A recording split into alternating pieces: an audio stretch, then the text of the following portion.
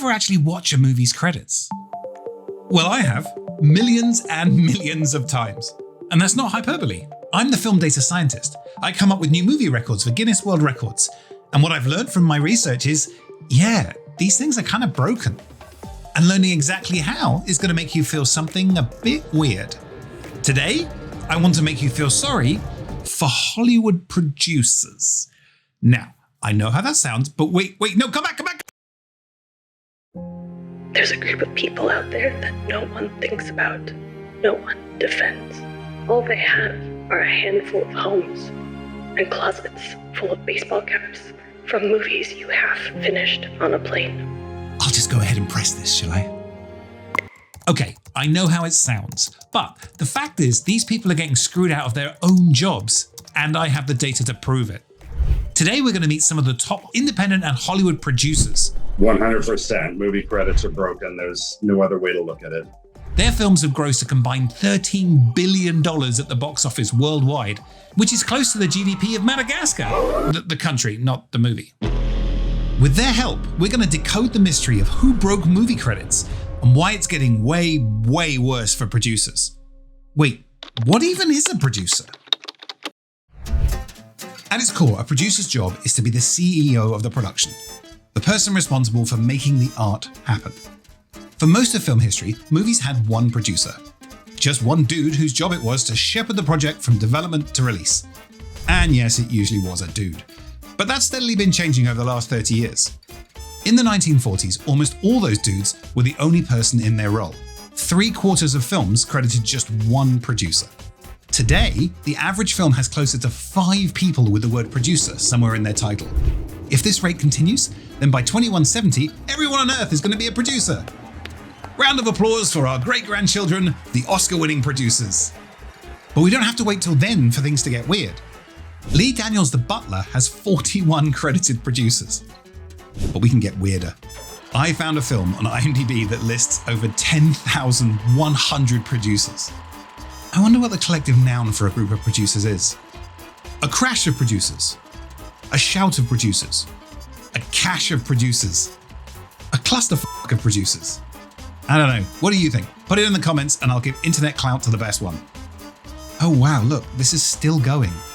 Apparently, all of these people got producer credits because they gave micro amounts of money to the film, and when it came to putting the film on IMDb, they actually couldn't put all the credits in because you have to do it manually, so they wrote some code to do this automatically. That's how many producers they had. It had to be done algorithmically. If we printed all these names on A4 paper, the stack would stretch about 98.6 meters. Almost 1/10 of a kilometer of producers. Talking of paper, imagine you're at work. You smash all your targets, the project succeeds, everyone's happy. And at the Christmas party, they hand out awards. Your department wins! Your name is called, along with Bruce and Susan. Wait, who the f*** are Bruce and Susan? Why, Bruce is the boss's husband. And Susan is someone he met on the bus who refused to move seats unless she got a credit for your work. F*** Bruce and f*** Susan. You're the one that did all the work. And that feeling you're having is exactly what's happening to producers. That's because it's easy to forget that there are people behind the white names you see on the black screens. These are people doing complicated, difficult work which takes years to complete. So we get movies where a character tells another character to get over here. Let's meet the producer of this one. This is Todd. If you were a dentist that worked your whole life to become a dentist, and then I came in and I went, you know what?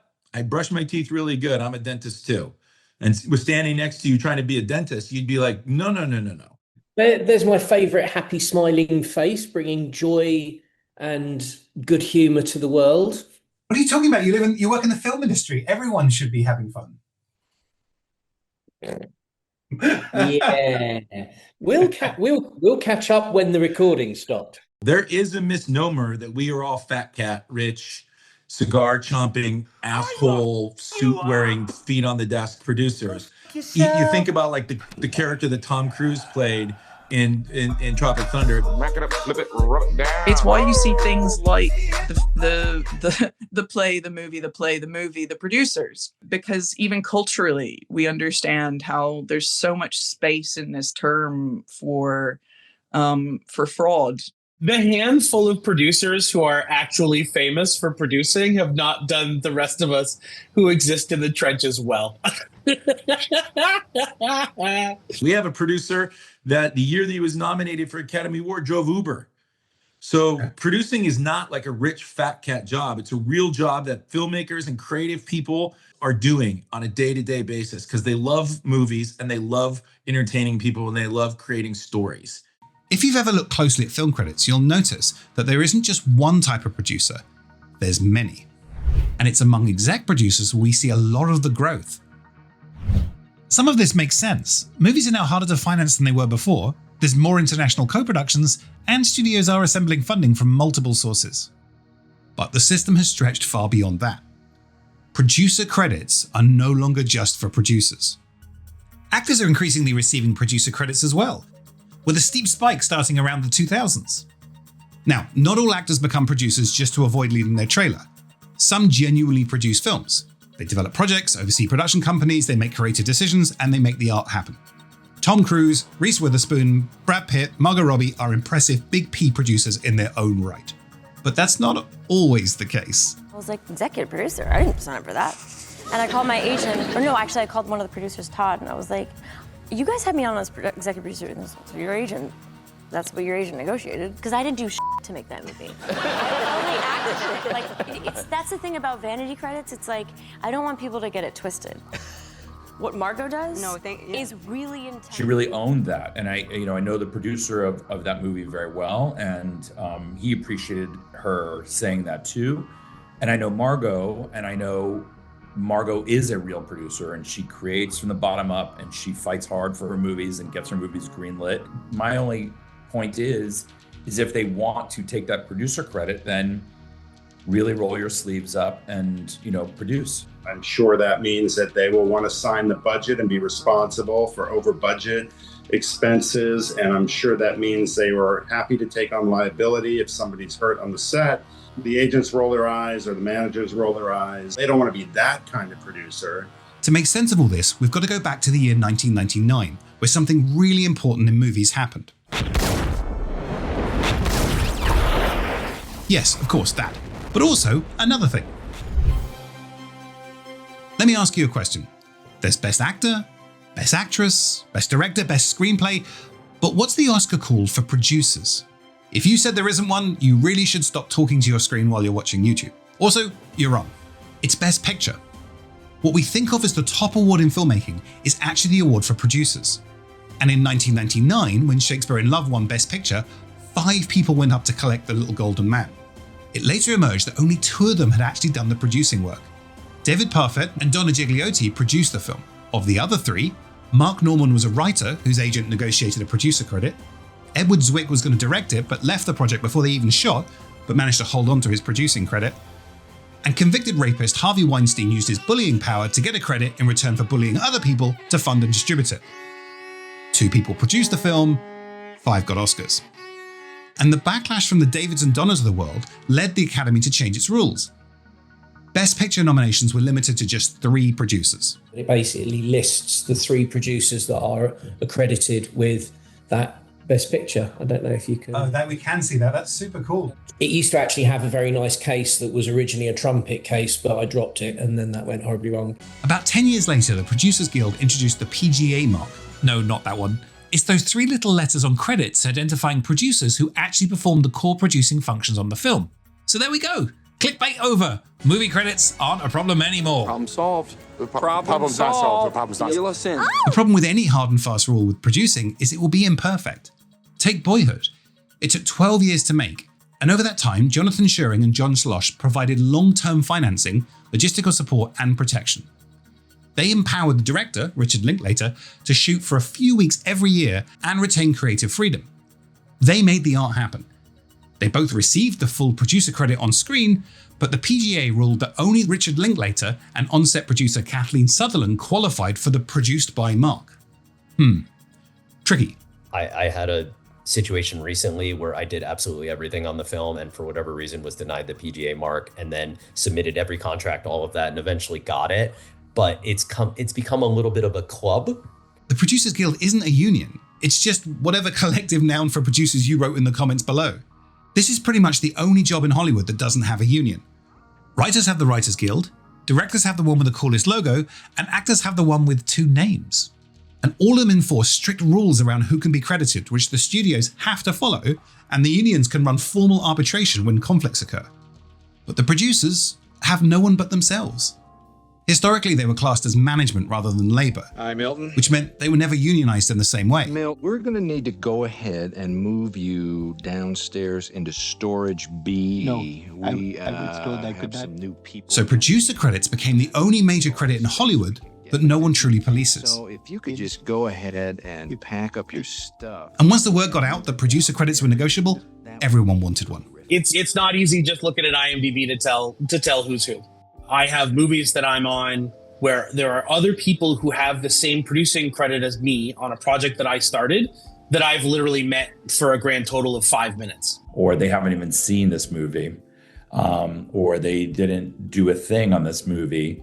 But figuring out which one is the craft. And the thing is, who spends their time figuring out which producer contributed to a film? Aside from yourself, possibly Stephen. Yeah, if you want to know who the producer actually was, you need to go to the premiere and watch the Q&A afterwards to see who it is that actually joined on stage to talk about the project. Everyone inside the movie, they know, and they've never even met, the 5 other producers. You can feel the crew that's there, and the director that you've talked to 50 times a day, and you've held that director in your arms while they've cried. So who's responsible for this? Who's the real villain behind the scenes? It turns out it's the producers themselves. No. Why? Because the producers are just trying to make the art happen. Sometimes the easiest way to make a deal happen is to give people what they want, which is a credit. It doesn't cost money, it's easy to do, and if you spent 10 years trying to get a movie made, sometimes you just want the film to exist. Your director has been hanging in there, your writer has been hanging in there, and you feel not pressure, but you feel a responsibility to them to get it made. So if somebody's saying, we have to be a producer, and you have to balance your responsibility to the other parties. We have to be a little bit honest with ourselves that it's another way that we're choosing to support the film, even though it hurts our ego, and then ultimately down the line, diminishes the role itself. This is what is often referred to as a passion industry. And as a result, they frequently are willing to compromise certain things that might otherwise be in their best interest. So you make the sacrifice. It usually cuts into your fee. It dilutes your credit. And it is a sacrifice for producers and producers only. No one else feels that impact. I might help redevelop a script, but I'm not getting a writer's credit. Hell, I might even sit in an edit and make a thing better. I'm not getting a director or an editor credit for that work. It's like, at the end of the day, there's only one person whose house is on the line when everything goes to shit. So that. I mean, when you get into the list of what an indie producer does compared to what I do, most of my movies are studio movies, boy, those people are heroes. I mean, for them to have to share a credit, I think that's next level. I don't know. There's something about how hard these movies are to make that it's like, it's really tough to have that fight at the end of the process, And when you have limited options, we have been dealing with a period of 10 years of anti-competitive practices. You have to virtually agree to anything to get your movie made. It's not an accident. It is the design. It's not like, oops, we forgot that producers mattered. In those instances where someone else gets the credit or there's an award, it really hurts. Like, it seems petty.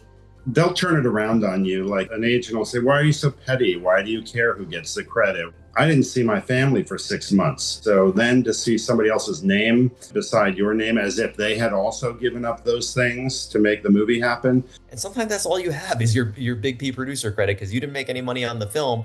But sometimes that's okay because getting the film made and getting the film out there is more important. There can be a tremendous satisfaction in seeing 30 people running around in a field somewhere pretending that they're all on psychedelics while having a flamethrower shot at them. And that's a weird way to spend your weekend. And we only get one shot at this life. So it's quite fun to see those things come together.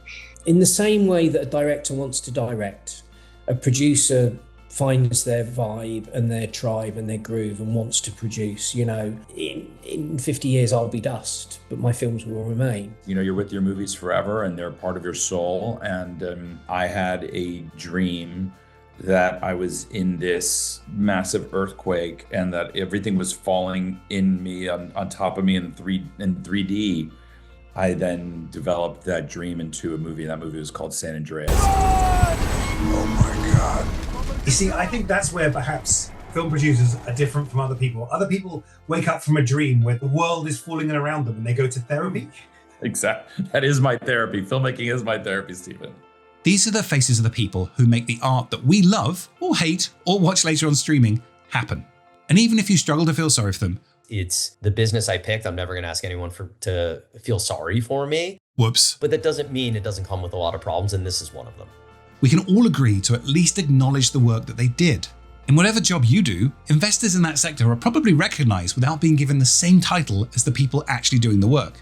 If you donate money to the ballet, they don't call you the CEO. They put a plaque on a seat. People that invest in movies are heroes. I mean, really, the people that support the arts are heroes, and they deserve to be recognized.